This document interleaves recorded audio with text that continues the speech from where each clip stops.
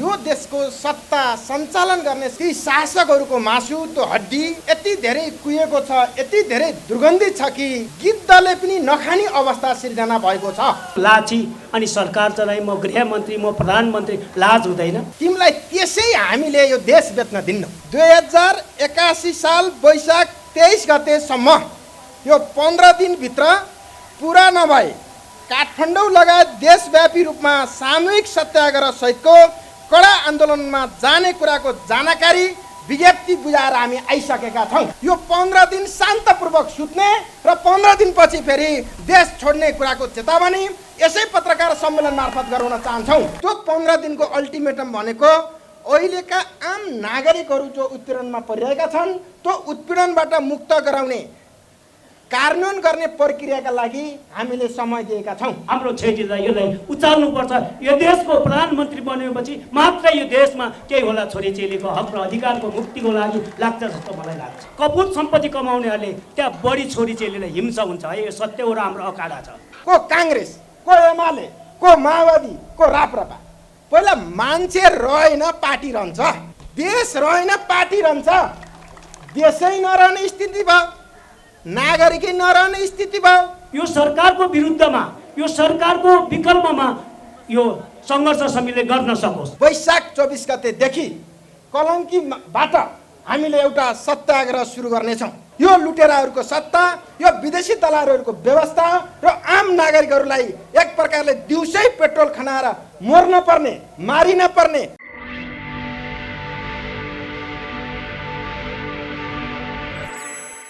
आज देश कस्तो अवस्थामा छ भन्दा देश आम नेपाली जनसमुदायले आफ्नो देशमा भविष्य नदेख्ने र यो देशका सत्ता सञ्चालन गर्नेहरू फेरि यस्तो बने कि सबैभन्दा कुहिएको, सबैभन्दा सडै गलेको सिनो त गिद्धले खान्छ।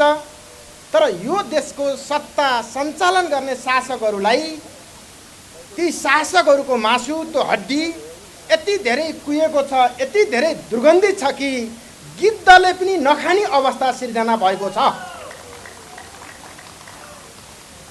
त्यस्तो प्रकृतिको जटिल समस्या बोकेका मान्छेहरूले आज यो देशको सत्ता शासन सञ्चालन गर्दा सारा युवाहरू विदेशीमा परेको छ, सारा उद्यमी व्यवसायीहरू कालो सूची र लिलामीमा जान परेको छ, सारा किसानहरू भोकमरीमा पर्न परिरहेको छ, सारा विद्यार्थीदेखि लिएर आम दाजुभाइ दिदीबहिनीहरू, धर्म संस्कृति मान्नेहरू, राष्ट्र राष्ट्रियताप्रति अगाध प्रेम देख्नेहरूले आज हाम्रो देश नेपालमा भविष्य नै देख्न नसक्ने जो परिस्थिति सिर्जना भयो, यो परिस्थितिको विकल्पको बारेमा आज पत्रकार सम्मेलन गर्न गइरहेका छौँ। आज यो देशमा दुई थरी मान्छेहरू छन्। एउटा थरी दासत्व स्वीकार्ने, एउटा थरी गुलाम स्वीकार्ने र यो देश र देशका जनसमुदायलाई, देशको अर्थतन्त्रलाई, देशको संस्कृतिलाई विदेशीको गुलाम बनाउनको निम्ति तम तयार भएर बसिरहेको दासत्व मानसिकता बोकेको गुलामी आत्मसमर्पणकारी शक्ति छ एउटा कित्ता भने अर्को कित्ता आजको पत्रकार सम्मेलन मार्फत हामीले सन्देश दिन खोजिरहेका छौँ। यो दलालहरू हो, यो आत्मसमर्पणकारी हो। तिमीलाई त्यसै हामीले यो देश बेच्न दिन्नौ।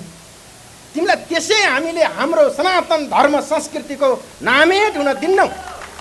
त्यसै तिमीलाई हामीले हाम्रा देशका उद्यमी व्यवसायी राष्ट्रिय पुँजीपतिहरू धराशायी हुनेर आज विष खान पर्ने, भाग्न पर्ने, झुनिन पर्ने, पेट्रोल खनाएर आत्महत्या गर्न पर्ने जो दिन आएको छ, यो दिनको अन्त्य गराउनको लागि एउटा शक्ति नेपालमा उदय भयो जसको नाम राष्ट्रिय संयुक्त सङ्घर्ष समिति बन्यो। अब त्यही राष्ट्रिय सङ्घर्ष समिति मार्फत सारा जनसमुदायलाई एउटा सन्देश, एउटा अपिल गर्नको लागि हामीले यो पत्रकार सम्मेलन गरेको विषय अवगत गराउन चाहन्छौँ। र आज मात्रै भर्खरै यो पत्रकार सम्मेलन गर्नु पूर्व प्रधानमन्त्रीलाई ज्ञापन पत्र पुग्ने गरी जिल्ला प्रशासन कार्यालय मार्फत हामीले एउटा संयुक्त सङ्घर्ष समितिको नाम मार्फत ज्ञापन पत्र बुझाएर आयौँ। त्यो ज्ञापन पत्र म सरसर्ती पढ्नेछु र त्यसको संक्षिप्त पछि चर्चा गर्नेछु। आदरणीय पत्रकार साथीहरू, प्रेस विज्ञप्ति र ज्ञापन पत्र। वर्तमान अस्थिर राजनीतिक सरकारको गलत वित्तीय मौद्रिक नीति तथा शासकहरूको नागरिकप्रति गैर जिम्मेवारीपनका कारण सिङ्गो देश, सम्पूर्ण उद्यमी व्यवसायीहरू तथा आम नागरिकहरूको अवस्था चरम सङ्कटमा गुज्रिरहेको छ। राज्य प्रशासनबाट विभिन्न नाममा पेसा व्यवसायी तथा मजदुरहरूमाथि चरम शोषण, अन्याय र अत्याचार थोपरिएको छ। डरलाग्दो युवा पलायन, मौलिक धर्म संस्कृतिमाथिको हस्तक्षेप, बिग्रदो अन्तर्राष्ट्रिय सन्तुलन, गहिरिँदो आर्थिक सङ्कट, समग्र निजी क्षेत्र तथा नागरिकहरूमा फैलिएको चरम निराशाले देश नै अँध्यारो सुरुङतर्फ गइरहेको छ। समग्र सङ्कटबाट देशलाई मुक्त गराउने उद्देश्यसहित विभिन्न राजनीतिक दल, अभियान तथा व्यावसायिक संस्थाहरूको सहभागितामा बनेको राष्ट्रिय संयुक्त सङ्घर्ष समिति मार्फत राष्ट्र, अर्थतन्त्र, धर्म, संस्कृति र जनताको जीवन रक्षाका निमित्त स्वदेशमै काम गरेर खान दे भन्ने मूल नारासहित नेपाल सरकार प्रधानमन्त्री समक्ष निम्न मागहरू पेश गर्न चाहन्छौँ।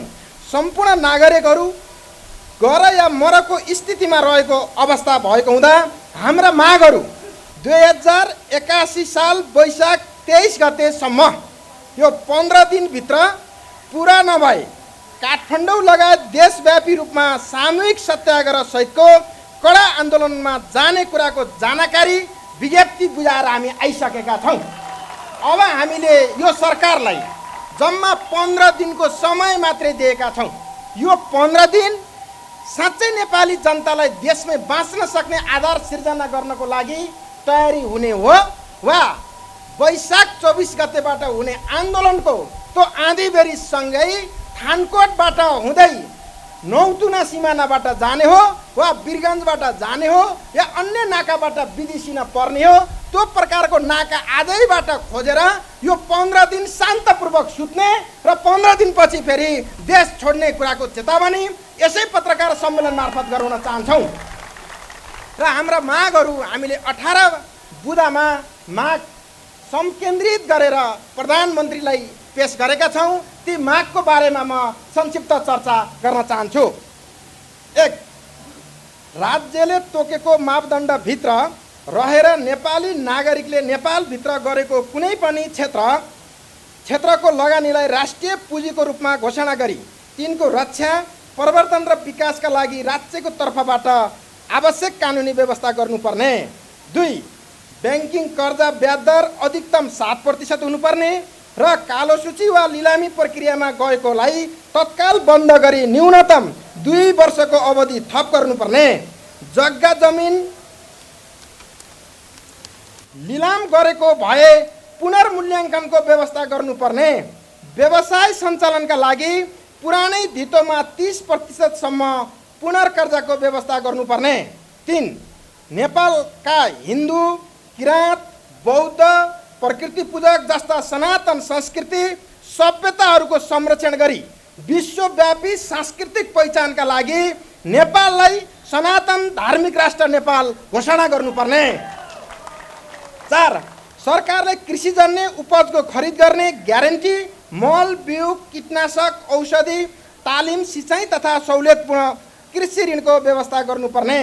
5. समग्र समस्याग्रस्त सहकारी तथा वित्तीय संस्था पीडित निक्षेपकर्ताहरूको बचत फिर्ता गर्न सरकारले तुरुन्त पहल गर्नुपर्ने तथा सहकारी समस्या समाधान गर्न कर्जा असुली न्यायाधिकरण, कर्जा संरक्षण कोष र सहुलियतपूर्ण ब्याङ्किङ कर्जाको व्यवस्था गर्नुपर्ने। 6.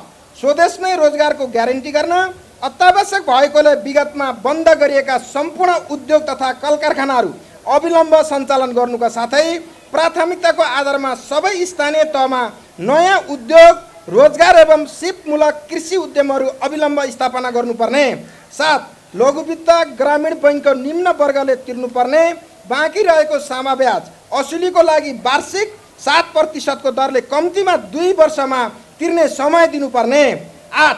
मिटर ब्याजीलाई कानुन अनुसारको ब्याज दिलाई बाँकी रकम सामाबाट घटाई कानुन अनुसार ठगी मुद्दाको कारवाही गर्नुपर्ने साथै चेक बाउन्सका मुद्दालाई देवानी कानुन अन्तर्गत राख्नुपर्ने।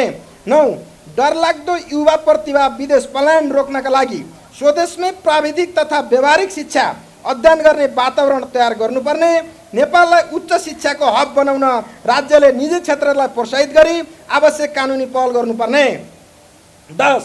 यातायात क्षेत्रमा लगानीकर्ताको संरक्षण तथा पूर्ण बिमाको व्यवस्था हुनुपर्ने, ट्राफिक ज्यादती बन्द गर्नुपर्ने, रातो प्लेटले यात्रु बोक्न बन्द गर्नुपर्ने, सवारीको 20 वर्ष अवधि र लाइसेन्सको 60 वर्ष उमेर हदबन्दी तथा उपत्यका पिकार प्रणाली खारेज गर्नुपर्ने, ट्रक पार्क ट्रान्सपोर्ट नगरी तथा ट्याक्सी स्ट्यान्डको व्यवस्था गर्नुपर्ने। 11. एम्बुलेन्स तीर्थयात्री तथा पर्यटकीय सवारी दिल्ली काठमाडौँ बस सेवा बाहेक सबै खाले भारतीय मालवाहक सवारीहरू पूर्ण रूपमा बन्द गर्नुपर्ने। 12.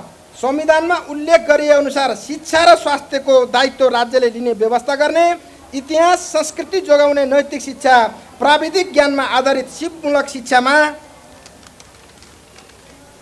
जोड दिने र संस्थागत विद्यालयहरूमा पढाउने पाठ्यक्रम लागू गरी स्तर उन्नति गर्ने, राज्यले निजी विद्यालयलाई पनि गर्ने व्यवहारमा सुधार ल्याउनु पर्ने। 13. होटल पर्यटन ट्रेकिङ र्याफ्टिङ व्यवसायलाई उद्योगमा परिणत गरी अवैधानिक कर खारेज, नेपाललाई शान्तिपूर्ण पर्यटकीय राष्ट्र घोषणा गरी अन्तर्राष्ट्रिय मापदण्ड अनुरूप प्रचार प्रसार विकास र प्रवर्धन गर्नुपर्ने। 14. वर्तमान प्रादेशिक संरचनालाई पुनर्विचार गर्नुपर्ने। 15. भ्रष्टाचारी कमिसनखोर सबै खाले तस्करीहरू तथा राष्ट्रघातीहरूको पहिचान गरी चरमदण्ड सहितको जेल सजायको व्यवस्था र भ्रष्टाचारीहरूको सम्पत्ति छानबिन गरी स्रोत नखुलेका सम्पत्ति राष्ट्रियकरण गर्नुपर्ने। 16. ऊर्जाजन्य खानीजन्य वनजन्य नदीजन्य जस्ता स्वदेशी कच्चा पदार्थमा आधारित उद्योगहरूलाई सहज रूपमा तत्काल नवीकरण गरी राष्ट्रिय महत्त्व प्रदान गर्दै उत्पादित सामग्रीहरूको बजारीकरण र निर्यातको लागि आवश्यक व्यवस्था गर्नुपर्ने। 17. जातीय विभेद पुनः अन्त्य गरी समतामूलक समाजको निर्माण गर्नुपर्ने, महँगी भ्रष्टाचार कालोबजारी नियन्त्रण गर्न सुशासनको प्रत्याभूति हुने गरी राज्यले आवश्यक पहल गर्नुपर्ने। 18. राजनीतिक आर्थिक सांस्कृतिक समस्याको निकासका लागि अहिले जो चलिरहेको दलाल संसदीय व्यवस्था छ त्यो दलाल संसदीय व्यवस्था खारेज गरी प्रत्यक्ष निर्वाचित कार्यकारी प्रमुख हुने प्रणालीमा नेपाल सरकारलाई लैजानुपर्ने भन्ने यी 18 बुँदे माग हामीले भर्खरै नेपाल सरकारलाई बुझाएर आएका छौँ र हामीले 15 दिने अल्टिमेटम दिएका छौँ र त्यो 15 दिनको अल्टिमेटम भनेको अहिलेका आम नागरिकहरू जो उत्पीडनमा परिरहेका छन् त्यो उत्पीडनबाट मुक्त गराउने कार्यान्वयन गर्ने प्रक्रियाका लागि हामीले समय दिएका छौँ र हामीलाई एउटा प्रकारको विश्वास के छ भने अहिलेसम्म नेपाल सरकारलाई नेपाली जनताका समस्याहरू हल गर्नको लागि यस्ता प्रकारका विज्ञप्तिहरू यस्ता प्रकारका निवेदनहरू धेरैले बुझाइसकेका छन्। मलाई लाग्छ नेपाल सरकारले यी हाम्रा विज्ञप्तिहरूलाई कार्यान्वयन गर्ला भन्नेमा हाम्रो पूर्ण विश्वास छैन र हामीलाई के पूर्ण विश्वास छ भने अब यो देशको रक्षा गर्ने, यो देशका जनताको रक्षा गर्ने, नेपाली अर्थतन्त्रको रक्षा गर्ने, नेपाली राष्ट्रिय पुँजीको रक्षा गर्ने, नेपाली संस्कृतिको रक्षा गर्ने हो भने अब हामी एकै स्वरमा को काङ्ग्रेस को एमाले को माओवादी को राप्रपा पहिला मान्छे रहेन पार्टी रहन्छ, देश रहेन पार्टी रहन्छ, देशै नरहने स्थिति भयो, नागरिकै नरहने स्थिति भयो, के को पार्टी? अब पार्टी कोही खरी पार्टी भए, कोही चुच्चे पार्टी भए, कोही भत्केका पार्टी भए। अब यिनी भत्केका पार्टीतिर लागेर होइन, अब सिङ्गो नेपाल बनाउनको लागि आम नेपाली जनसमुदायलाई यही पत्रकार सम्मेलन मार्फत आम मिडिया सञ्चारकर्मी मार्फत यही अपिल गर्न चाहन्छु कि वैशाख 24 गतेदेखि कलङ्कीबाट हामीले एउटा सत्याग्रह सुरु गर्नेछौँ। त्यो सत्याग्रह कलङ्कीमा मात्रै सीमित हुने छैन, त्यो राजधानीका विभिन्न ठाउँमा हुनेछ र क्रमशः त्यो सत्याग्रह बुटोलबाट सुरु हुनेछ, पोखरामा हुनेछ, चितवनमा हुनेछ, वीरगञ्ज विराटनगरमा हुनेछ, हेटौडामा हुनेछ, देशैभरिका मूल सहरमा एकैचोटि त्यो 1 दिन 2 दिन 3 दिन 4 दिनको अन्तर गरेर हामीले देशैभरिका जनसमुदाय सडकमा ओर्लन आह्वान र अपिल गर्दै त्यो प्रकारको वातावरण तयार गर्न खोजिरहेका छौँ र हामीले जनतालाई यही भन्न खोजिरहेका छौँ कि आज पत्रकार सम्मेलन मार्फत अब यदि हामी साँच्चै यो देश र नेपाली गुलाम हुने हो भने हामी चुपचाप बसौँ, दासत्व स्वीकारौँ। दासहरूलाई केही पनि छैन, तर हामीले बुझ्नै पर्छ आजसम्म नेपालको इतिहास कसैको गुलाम भएको छैन र हामीले पनि गुलाम हुन दिने छैनौँ। त्यसका निम्ति नेतृत्व संयुक्त सङ्घर्ष समिति, राष्ट्रिय संयुक्त सङ्घर्ष समिति, हाम्रा झन्डै 13वटा राजनीतिक दल र झन्डै यो देशमा रहेका सबै व्यावसायिक महासङ्घ र सङ्घहरू जोड्दाखेरि सबै हामी सडकमा ओर्लेर यो लुटेराहरूको सत्ता, यो विदेशी दलालहरूको व्यवस्था र आम नागरिकहरूलाई एक प्रकारले दिउँसै पेट्रोल खनाएर मर्न पर्ने, मारिन पर्ने, भागिन पर्ने जुन प्रकारको स्थिति पैदा भएको छ, यो स्थिति सदाको लागि अन्त्य गर्नको लागि त्यो 2081 साल वैशाख 24 गतेबाट सत्याग्रह सहितको राष्ट्रव्यापी आन्दोलनको घोषणा यसै पत्रकार सम्मेलन मार्फत गर्दै मैले पहिलो राउन्डको विषयवस्तु यहीँ टुङ्गाउँछु। नमस्ते, जललपा, जय पशुपतिनाथ, जय बौद्ध, जय श्रीमद् भागवत।